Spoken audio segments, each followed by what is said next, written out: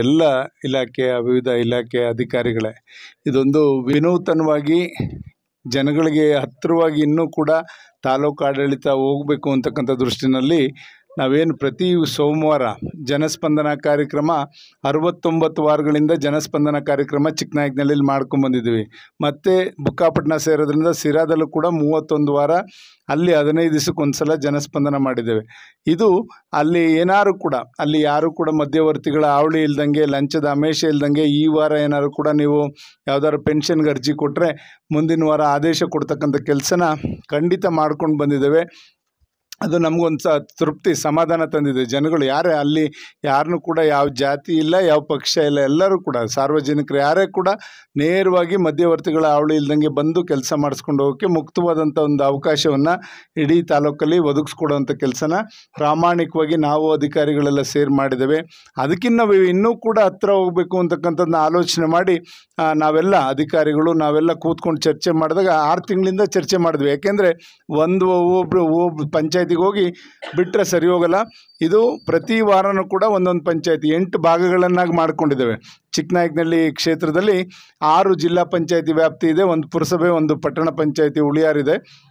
ಹಾಗಾಗಿ 8 ಭಾಗ ಮಾಡ್ಕೊಂಡು 2 ತಿಂಗಳಿಗೆ ಒಂದು ಸತಿ ಒಂದೊಂದು ಜಿಲ್ಲಾ ಪಂಚಾಯತಿ ವ್ಯಾಪ್ತಿನಲ್ಲಿ ಎಲ್ಲಾದರೂ ಯಾವ್ದಾದ್ರು ಪಂಚಾಯತಿನಲ್ಲಿ ನಿಮಗೆ ಸಿಗ್ತವೆ. ಅಲ್ಲಿ ನೇರವಾಗಿ ಎಲ್ಲಿ ಇದು ಗ್ರಾಮಗಳಿಗೆ ನೇರವಾಗಿ ಹೋಗ್ತಕ್ಕಂಥದ್ದು, ಅಲ್ಲಿರ್ತಕ್ಕಂಥ ಸಮಸ್ಯೆಗಳನ್ನ ಅಲ್ಲೇ ಅರಿತು ಅಲ್ಲೇ ಸಮಸ್ಯೆ ಪರಿಹರಿಸೋಕ್ಕಾದರೆ ಪ್ರಾಮಾಣಿಕವಾಗಿ ಪ್ರಯತ್ನ ಮಾಡೋದು, ಇಲ್ಲಾಂದರೆ ಕಾನೂನು ರೀತಿ ಎಷ್ಟು ದಿವಸದಲ್ಲಿ ಮಾಡಿಕೊಡ್ಲಿಕ್ಕಾಗುತ್ತೆ ನಿಮಗೆ ಹೇಳ್ತಕ್ಕಂಥದ್ದು. ಮತ್ತು ಈಗ ಅರ್ಜಿ ಕೊಡುವಂಥ ಸಂದರ್ಭದಲ್ಲಿ ನೀವು ಅದರಲ್ಲಿ ಅರ್ಜಿನಲ್ಲಿ ನಿಮ್ಮ ವಿಳಾಸ, ನಿಮ್ಮ ಫೋನ್ ನಂಬರ್ ಎಲ್ಲದನ್ನು ಕೂಡ ಬರೆದಿರಿ. ಯಾಕೆಂದರೆ ಏನಾದ್ರು ಒಂದು ಸ್ವಲ್ಪ ನಿಮಗೆ ನಿಮ್ಮ ಜೊತೆ ಅದನ್ನು ಚರ್ಚೆ ಮಾಡಬೇಕು ಅಂದರೂ ಕೂಡ ಅಧಿಕಾರಿಗಳು ನಿಮಗೆ ಫೋನ್ ಮಾಡಿ ಅದನ್ನು ವಿವರಗಳನ್ನ ತಿಳ್ಕೊಳ್ಳಿಕ್ಕೂ ಕೂಡ ಅನುವಾಗ್ತದೆ. ಆ ನಿಟ್ಟಿನಲ್ಲಿ ನೀವೆಲ್ಲರೂ ಕೂಡ ಅರ್ಜಿ ಮುಖಾಂತರ ಇವತ್ತು ನಮಗೆ ನಿಮ್ಮ ಸಮಸ್ಯೆಯನ್ನು ಇಲ್ಲೇ ನೇರವಾಗಿ ಒಬ್ಬೊಬ್ಬರೇ ಬಂದು ತಾವು ಹೇಳೋವಂಥದ್ದಾದರೆ ಖಂಡಿತ ಇಲ್ಲೇ ನಾವು ಇಲಾಖೆ ಅಧಿಕಾರಿಗಳೆಲ್ಲರೂ ಕೂತಿದ್ದೇವೆ. ನಾವೆಲ್ಲ ಕೂತ್ಕೊಂಡು ಎಷ್ಟು ಸಾಧ್ಯವೋ ಅಷ್ಟನ್ನು ಇಲ್ಲಿ ಪ್ರಾಮಾಣಿಕವಾಗಿ ಪರಿಹರಿಸಲಿಕ್ಕೆ ಪ್ರಯತ್ನ ಮಾಡ್ತೇವೆ ಅಂತಕ್ಕಂಥದ್ದನ್ನ ಒಂದು ಚರ್ಚೆ ಆಗಬೇಕು. ನಮಗೇನು ಸಿಗಬೇಕು ಪಡ್ಕೋಬೇಕು. ಅಧಿಕಾರಿಗಳು ಅಷ್ಟೇ, ಇದೆಲ್ಲ ನಮಗೆ ಒಂದೊಂದು ಪಾಠ. ನನಗೂ ಅಷ್ಟೇ, ನಿಮಗೂ ಅಷ್ಟೇ. ಏನೇನು ಸನ್ನಿವೇಶಗಳಿರ್ತವೆ, ಜನಗಳು ಯಾವ ನೋವಲ್ಲಿರ್ತಾರೆ, ಜನಗಳಿಗೆ ನಾವು ಯಾವ ರೀತಿ ಸ್ಪಂದಿಸಬೇಕು. ನಮಗೊಂದು ಭಗವಂತ ಒಂದು ಅವಕಾಶ ಕೊಟ್ಟಿದ್ದಾನೆ. ನನಗೆ ಈ ಥರ ಸೇವೆ ಮಾಡೋಕ್ಕೆ ಅವಕಾಶ ಕೊಟ್ಟವನೇ. ನಿಮಗೆ ಮನೆ ಕೊಡೋಕ್ಕೆ, ಪಂಚಾಯತಿ ನೋಡ್ಕೊಳ್ಳೋಕ್ಕೆ, ಅವ್ರಿಗೆ ಮಂಜೂರು ಮಾಡೋಕ್ಕೆ ಜಮೀನುಗಳು ಕೊಟ್ಟರೆ ನೆನೆಸ್ಕೋತಾರೆ. ಯಾವತ್ತಾರೋಗ ಇವನಿಗೆ ಶಿವರಾಜ್ಗೆ ಜಮೀನಿಗೆ ರಾಗಿ ಚೆನ್ನಾಗಿ ಬೆಳೆಯೋಂಗೆ, ರೋಡ್ ರಸ್ತೆ ಸರಿಯಾಗಿ ಮಾಡೋಕ್ಕೆ ತಿಮ್ಮಣ್ಣಂಗೆ, ಹಿಂಗೆ ಎಲ್ಲರಿಗೂ ಭಗವಂತ ಒಂದೊಂದು ಅವಕಾಶ ನಮಗೆ ಕೊಟ್ಟವನೆ. ಆದ್ದರಿಂದ ಖಂಡಿತ ನಮ್ಗೆ ಇವೆಲ್ಲ ಒಂದೊಂದು ಪಾಠ. ನಾವು ಇದನ್ನು ತಪ್ಪು ಅಂತ ಹೇಳಕ್ಕೆ ಹೋಗ್ತಾ ಇಲ್ಲ, ಇದೊಂದೊಂದು ಪಾಠ. ನಾವು ಕೂಡ ಎಚ್ಚರಿಕೆಯಿಂದ ಕೆಲಸ ಮಾಡಬೇಕು. ನಮಗಿದ್ದಂಥ ಕಾರ್ಯವೈಖರಿ ಒಳಗಡೆ ನಾವು ಜಾಗರೂಕತೆಯಿಂದ ಜನಗಳಿಗೆ ತೊಂದರೆ ಆಗದಂಗೆ ನ್ಯಾಯವನ್ನು ಒದಗಿಸ್ಕೊಡೋ ನಿಟ್ಟಿನಲ್ಲಿ ನಮ್ಮ ಕಾರ್ಯವೈಖರಿ ಇರಬೇಕು. ಇರ್ತೇವೆ ಖಂಡಿತ. ಪ್ರತಿ ಶುಕ್ರವಾರ ನಾವು ಬೆಳಗ್ಗಿಂದ ಎಷ್ಟೊತ್ತಾಗ್ತದೆ ಎಲ್ಲ ಹಳ್ಳಿಗಳನ್ನ ಕೂಡ ಭೇಟಿ ಮಾಡಿ ಅಲ್ಲಿಂದ ಇಲ್ಲಿ ಕೂತ್ಕೊಂಡು ಪಂಚಾಯತಿ ಹೆಡ್ ಕ್ವಾರ್ಟರ್ಸಲ್ಲಿ ನಿಮ್ಮಲ್ಲಿರ್ತಕ್ಕಂಥ ಸಾಧಕ ಬಾಧಕಗಳನ್ನೆಲ್ಲ ಕೂಡ ಚರ್ಚೆ ಮಾಡಿ ಇಲ್ಲಿ ಎಲ್ಲ ಇಲಾಖೆಗಳಲ್ಲಿ ಏನೇನು ಸವಲತ್ತಿದೆ ನಿಮಗೆ ತಿಳಿಸಿ, ಅದೆಲ್ಲ ಮಾಹಿತಿಗಳು ಹೆಂಗೆ ನಿಮ್ಮ ಇಲ್ಲಿ ನೋಟಿಸ್ ಬೋರ್ಡಲ್ಲಿ ಹಾಕಬೇಕು, ಬೇಕಾದಂಥ ಸವಲತ್ತುಗಳು. ಈಗ ಕೃಷಿ ಇಲಾಖೆಯಲ್ಲಿ ನಿಮಗೆ ಮುಂಗಾರು ಪ್ರಾರಂಭ ಆಗ್ತದೆ, ನಿಮಗೆ ಬೇಕಾದಂಥ ಬಿತ್ತನೆ ಬೀಜ ಇರ್ಬೋದು, ಮತ್ತು ರಸಗೊಬ್ಬರ ಇರ್ಬೋದು, ಇದೆಲ್ಲದನ್ನು ಈಗಾಗಲೇ ದಾಸ್ತಾನುಗಳನ್ನ ಮಾಡಿ ಇಟ್ಕೊಂಡಿದ್ದಾರೆ. ಮತ್ತು ಹೈನುಗಾರಿಕೆಯಲ್ಲಿ ನಿಮಗೆ ವೆಟನರಿನಲ್ಲಿ ಏನೇನು ಸವಲತ್ತಿದೆ ಅಂತಕ್ಕಂಥದ್ದು ಕೂಡ ಈಗ ನಮ್ಮ ನಾಗಭೂಷಣ್ ಅವ್ರು ಹೇಳಿದ್ರು. ತೋಟಗಾರಿಕೆಯಲ್ಲಂತೂ ತುಂಬ ಚೆನ್ನಾಗಿದೆ, ಅದನ್ನು ಯಾರು ಕೂಡ ಉಪಯೋಗಿಸ್ಕೋತಾ ಇಲ್ಲ. ನಾವು ಎಕ್ಸ್ಪೋರ್ಟ್ ಕ್ವಾಲಿಟಿ ಇವೆಲ್ಲ ಮಾಡಿದ್ರೆ ಆರ್ಥಿಕ ಮಟ್ಟವನ್ನು ಹೆಚ್ಚಿಸ್ಕೋಬೋದು. ಯಾರ್ಯಾರಿಗೆ ಮೋಟ್ರು ಇದಿದೆ, ಏನು ಸರ್ವಿಸ್ ಇದೆ, ಏನು ಬೋರ್ವೆಲ್ಗಳಿದೆ, ಅವರೆಲ್ಲ ತುಂಬ ಚೆನ್ನಾಗಿ ಇದನ್ನು ಬಳಸ್ಕೋಬೋದು. ಅದ್ರ ಜೊತೆಲಿ ರೇಷ್ಮೆನೂ ಅಷ್ಟೇ. ರೇಷ್ಮೆನೂ ವರ್ಷಕ್ಕೆ 4-5 ಬೆಳೆ ಬರ್ತದೆ.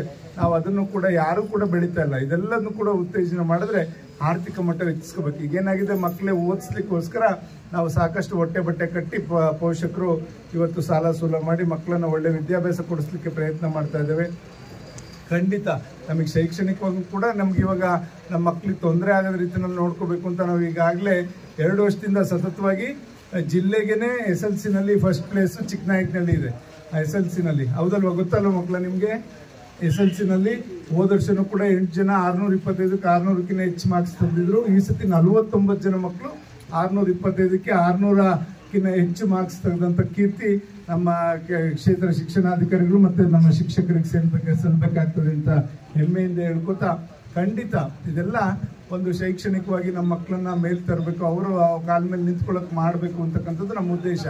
ಈ ರೀತಿಯಲ್ಲಿ ಇವತ್ತು ಮನೆ ಬಾಗಿಲಿಗೆ ಮನೆ ಮಗ ಕಾರ್ಯಕ್ರಮದಲ್ಲಿ ನಾವು ನಿಮ್ಮ ಅರ್ಜಿಗಳನ್ನ ದಯಮಾಡಿ ನಾವೆಲ್ಲ ಕೂಡ ಇವೇನು ನೀವು ಅರ್ಜಿಗಳು ಕೊಟ್ಟಿದ್ದೀರಿ ಇವೆಲ್ಲದಕ್ಕೂ ಕೂಡ ಪರಿಹಾರನ ಹುಡುಕಿ ನಿಮಗೆ ಅದನ್ನು ಮಾಹಿತಿ ಕೊಡ್ತೇವೆ. ಇದನ್ನು ಬಗೆಹರಿಸಿ ಮುಂದಿನ ಸಲ ಬರೋ ವರ್ಷದಲ್ಲಿ ನೀವು ಯಾರು ಕೂಡ ಅದ್ರ ಬಗ್ಗೆ ಕೇಳಬಾರ್ದು, ಹಾಗೆ ಮಾಡೋ ರೀತಿಯಲ್ಲಿ ನಾವು ವ್ಯವಸ್ಥೆ ಮಾಡಲಿಕ್ಕೆ ನಾವೆಲ್ಲರೂ ಕೂಡ ಚರ್ಚೆ ಮಾಡ್ಕೊಂಡಿದ್ದೇವೆ.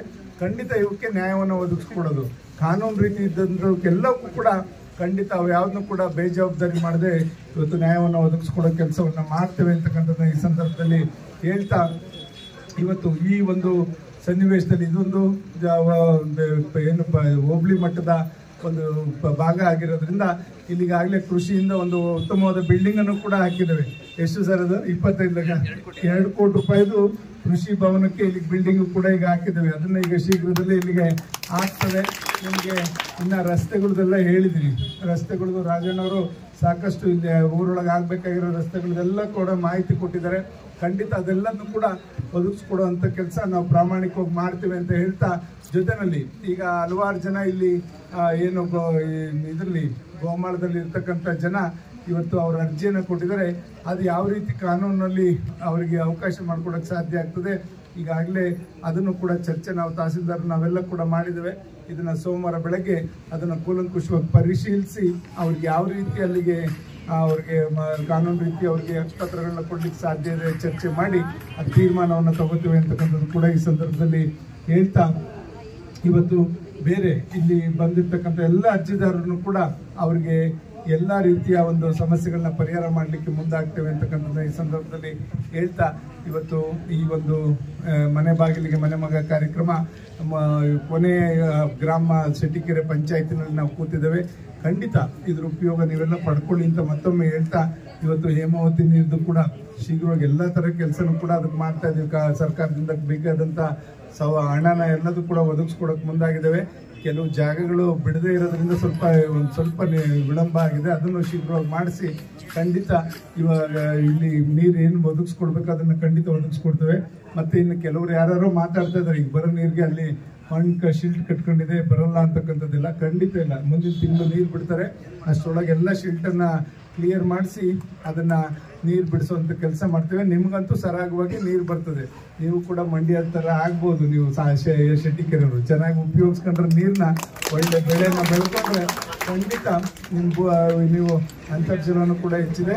ನೀವೆಲ್ಲ ಕೂಡ ಉತ್ತಮ ರೀತಿಯಲ್ಲಿ ಉತ್ತಮ ಕೃಷಿಯನ್ನು ಮಾಡ್ಬೋದು ಅಂತಕ್ಕಂಥದ್ದನ್ನ ಈ ಸಂದರ್ಭದಲ್ಲಿ ಹೇಳ್ತಾ, ಇವತ್ತು ತಮ್ಮ ಜೊತೆ ಇಷ್ಟೊತ್ತು ಬೆಳಗಿಂದ ಇಷ್ಟೊತ್ತು ಕೂಡ ಎಲ್ಲ ರೀತಿಯ ನಿಮ್ಮ ಸಮಸ್ಯೆಗಳನ್ನ ಎಲ್ಲ ಹಳ್ಳಿಲಿರ್ತಕ್ಕಂಥ ಪರಿಸರವನ್ನು ಗಮನಿಸಲಿಕ್ಕೆ ಅವಕಾಶ ಮಾಡಿಕೊಟ್ಟಂಥ ಎಲ್ಲ ನನ್ನ ಗ್ರಾಮಸ್ಥರಿಗೂ ಮತ್ತು ನಮ್ಮ ಎಲ್ಲ ತಾಲೂಕು ಮಟ್ಟದ ಇಲಾಖೆ ಅಧಿಕಾರಿಗಳು ಮತ್ತು ಇಲ್ಲಿ ಈ ಪಂಚಾಯಿತಿ ಭಾಗದ PDO ಅವರು ಇರ್ಬೋದು, VA ಇರ್ಬೋದು, RI ಅವರು ಇರ್ಬೋದು ಮತ್ತು ಎಲ್ಲ ಅಧಿಕಾರಿಗಳು ಕೂಡ ಉತ್ತಮ ರೀತಿಯಲ್ಲಿ ಇವತ್ತು ಅದು ಎಲ್ಲ ವಿಷಯಗಳನ್ನ ತಿಳ್ಕೊಂಡಿದ್ದಾರೆ. ಯಾರು ಕೂಡ ಅರ್ಜಿ ತಂದರೆ ಆ ವಿಷಯದ ಬಗ್ಗೆ ಏನಿದೆ ಅಂತಕ್ಕಂಥದ್ದು ಮೊದಲು ಅವ್ರು ಮನವರಿಕೆ ಮಾಡ್ಕೊಂಡಿದ್ರೆ ಖಂಡಿತ ಅವ್ರು ಎಕ್ಸ್ಪ್ಲೈನ್ ಮಾಡೋಕ್ಕೆ ಸಾಧ್ಯ. ಖಂಡಿತ ಇವತ್ತು VA ಅವರಾಗ್ಬೋದು, RI ಅವರು ಅದೆಲ್ಲದನ್ನು ಕೂಡ ಗಮನಿಸಿದ್ದಾರೆ. ಗಮನದಲ್ಲಿರೋದನ್ನ ಅದನ್ನು ಅನುಷ್ಠಾನಕ್ಕೆ ತರುವಂಥ ಕೆಲಸ ಆಗಬೇಕು. ನಿಮ್ಮ ಗಮನದಲ್ಲಿದ್ದರೆ ಸಾಲದು, ನೀವೇ ಆಗಲಿ PDO ಅವರಾಗಲಿ, ನೀವಿಬ್ರು ನಿಮ್ಗೆ ಎಲ್ಲ ಮಾಹಿತಿ ಗೊತ್ತಿದೆ. ಯಾರು ಅರ್ಜಿದಾರರು ಬಂದರೆ ಅವ್ರು ಏನಕ್ಕೆ ಬಂದಿದ್ದಾರೆ ಅಂತ ನೀವು ಮೊದಲೇ ಐಡೆಂಟಿಫೈ ಮಾಡ್ಕೊಂಡಿದ್ದೀರಿ. ಅದು ಒಳ್ಳೇದದು, ಒಳ್ಳೆ ಸ್ವಭಾವ. ಜೊತೆಗೆ ಅದಕ್ಕೆ ಪರಿಹಾರ ಏನು ಅನ್ನೋದು ಕಂಡುಹಿಡ್ಕೊಂಡ್ರೆ ಇನ್ನೂ ಉತ್ತಮ ಅಂತ ನಾವು ಭಾವಿಸ್ಕೋಬೇಕಾಗ್ತದೆ. ಖಂಡಿತ ಅದಕ್ಕೆ ನೀವು ಪರಿಹಾರನೂ ಕಂಡುಹಿಡ್ಕೊಳ್ಳಿ. ಇರ್ತದೆ, ಸಮಸ್ಯೆಗೆ ಪರಿಹಾರ ಇದ್ದೇ ಇರ್ತದೆ. ಎಲ್ಲದಕ್ಕೂ ಪರಿಹಾರ ನಿಮ್ಮಲ್ಲಿ ನೀವಿಬ್ರು ಕ್ಲೀನಾಗಿ ಅವ್ರಿಗೆ ಸ್ಪಂದಿಸ್ಬಿಟ್ರೆ ಇವ್ರು ಯಾರನ್ನೂ ಬೈಯಲ್ಲ, ನನ್ನೂ ಬೈಯಲ್ಲ. ಅದರಿಂದ ಖಂಡಿತ ನೀವಿಬ್ರು ಈಗ ಎಲ್ಲರ ಗೌರವ ಉಳಿಸ್ತಕ್ಕಂಥದ್ದು ನಿಮ್ಮಿಬ್ರು ಕೈಲಿದೆ ಅಂತಕ್ಕಂಥದ್ದು ಈ ಸಂದರ್ಭದಲ್ಲಿ ಹೇಳ್ತಾ, ನಾವೆಲ್ಲ ಒಂದು ಕುಟುಂಬ. ಖಂಡಿತ ನಾವೊಂದು ಇಲ್ಲಿ ಕೆಲಸ ಮಾಡೋವರೆಗೂ ನಮ್ಮ ಅಧಿಕಾರಿಗಳು ನಮ್ಮವರು, ನಮ್ಮ ಜನ ನಮ್ಮವರು ಇಂಥ ಭಾವನೆ ಇಟ್ಕೊಂಡು ನಾವು ಕೆಲಸ ಮಾಡಿದ್ರೆ ಖಂಡಿತ ಎಲ್ಲದೂ ಕೂಡ ಏನೋ ಇದು ಎತ್ತದಂಗೆ ಆಗುತ್ತೆ ಅಂತಾರಲ್ಲ, ಹಂಗೆ ಸರಾಗವಾಗಿ ಎಲ್ಲ ಕೆಲಸ ಮಾಡ್ಲಿಕ್ಕೆ ಸಾಧ್ಯ ಆಗ್ತದೆ. ಆದ್ದರಿಂದ ಆ ನಿಟ್ಟಿನಲ್ಲಿ ನಾವೆಲ್ಲ ಮನಸ್ಥಿತಿ ಮಾಡಿಕೊಂಡು ಉತ್ತಮ ರೀತಿಯಲ್ಲಿ ಕೆಲಸ ಮಾಡಿಕೊಂಡು ಹೋಗೋಣ ಅಂತಕ್ಕಂಥದ್ದು ಈ ಸಂದರ್ಭದಲ್ಲಿ ಹೇಳ್ತಾ, ಇವತ್ತು ಎಲ್ಲ ಇಲಾಖೆ ಅಧಿಕಾರಿಗಳಲ್ಲಿ ನಂದೊಂದು ಕಿವಿ ಮಾತು, ಸಾರ್ವಜನಿಕರು ಅವ್ರದ್ದು ಯಾವುದೋ ನೋವಲ್ಲಿ ನಿಮ್ಮ ಹತ್ರ ಬಂದಿರ್ತಾರೆ, ನಿನಗೆ ಆಯ್ತಾ, ಅವ್ರ ನೋವೇನಿರ್ತದೋ ಗೊತ್ತಿಲ್ಲ, ಅವ್ರ ನೋವೇನೋ ಇರ್ತದೆ, ನಾವು ಅದನ್ನ ಹೊಟ್ಟೆಗೆ ಹಾಕೋಬೇಕಾಗ್ತದೆ. ದಯಮಾಡಿ ತಾವು ಅದನ್ನ ಹಾಕೊಳ್ಳಿ, ನೀವು ಅನ್ಯತಾ ಭಾವಿಸ್ಕೋಬೇಡಿ. ಅದೇನೇ ಇರಲಿ ಅವ್ರ ಸಮಸ್ಯೆಗಳು ಅವ್ರು ಅಂದಿದ್ದು ಅದನ್ನ ನೀವು ಪರಿಹಾರ ಮಾಡಿಕೊಟ್ರೆ ನಿನಗೆ ಜೈ ಅಂತಾರೆ. ಅದನ್ನ ಆ ಥರ ಅನ್ನಿಸ್ಕೋಬೇಕು. ಆ ಅಕ್ಕನ ಕೈಲಿ ಜೈ ಅನ್ನಿಸ್ಕೋಬೇಕು. ನಾವು ಕಾಯ್ತಾ ಇದೀವಿ. ಅಲ್ಲಲ್ಲ, ಮಾಡಿಸ್ಕೊಡ್ತೀವಿ, ಖಂಡಿತ ಮಾಡಿಸ್ಕೊಡ್ತೀವಿ. ಅದನ್ನ ಮಾಡಿಸ್ಕೊಡ್ತೀವಿ. ಅದನ್ನ ನಿನ್ನ ಕೈಯಿಂದನೇ ಶಬಾಷ್ಗಿರಿ ತಗೋಬೇಕು ನಾವು. ಅವಾಗಲೇ ಇದು ಪರಿಹಾರ ಕಂಡಿಡ್ಕೊಂಡು ಮತ್ತೆ ಈ ಒಂದು ಕಾರ್ಯಕ್ರಮಕ್ಕೆ ಅರ್ಥ ಬರೋದೇ ಅವಾಗ. ಅದನ್ನ ಖಂಡಿತ ಕೂಡ ನಾವು ಮಾಡ್ತೇವೆ ಅಂತಕ್ಕಂಥದ್ದನ್ನ ಈ ಸಂದರ್ಭದಲ್ಲಿ ಹೇಳ್ತಾ, ಇಷ್ಟೊತ್ತು ತಮ್ಮ ಜೊತೆ ಎಲ್ಲಾ ವಿಷಯಗಳನ್ನ ಕೂಡ ಅರ್ಥ, ಈ ಒಂದು ಶೆಟ್ಟಿಕೆರೆ ಪಂಚಾಯತಿಯಲ್ಲಿ ಇರ್ತಕ್ಕಂಥ ಎಲ್ಲ ಹಳ್ಳಿಯ ಸಮಸ್ಯೆಗಳನ್ನ ಕೂಡ ಗಮನದಲ್ಲಿಟ್ಕೊಂಡು ನಾವು ಬಂದಿರೋದು. ಯಾಕೆಂದ್ರೆ ಎಲ್ಲ ಅಧಿಕಾರಿಗಳು ನಾವು ಆಫೀಸಲ್ಲಿ ಕೂತ್ಕೊಂಡು ನಿಮ್ಮ ಅರ್ಜಿಗೆ ಅಲ್ಲೇ ಉತ್ತರ ಹುಡುಕ್ಬೋದು. ಬಟ್ ಇಲ್ಲಿ ವಾಸ್ತುಸ್ಥಿತಿ ಏನಿದೆ ಅಂತಕ್ಕಂಥದ್ದನ್ನ ಅರ್ಥ ಕೆಲಸ ಮಾಡಲಿಕ್ಕೆ ಅನುಕೂಲ ಆಗ್ತದೆ ಅಂತಕ್ಕಂಥ ದೃಷ್ಟಿಯಿಂದ ಈ ಕಾರ್ಯಕ್ರಮವನ್ನು ಆಯೋಜಿಸ್ಕೊಂಡಿದ್ದೇವೆ.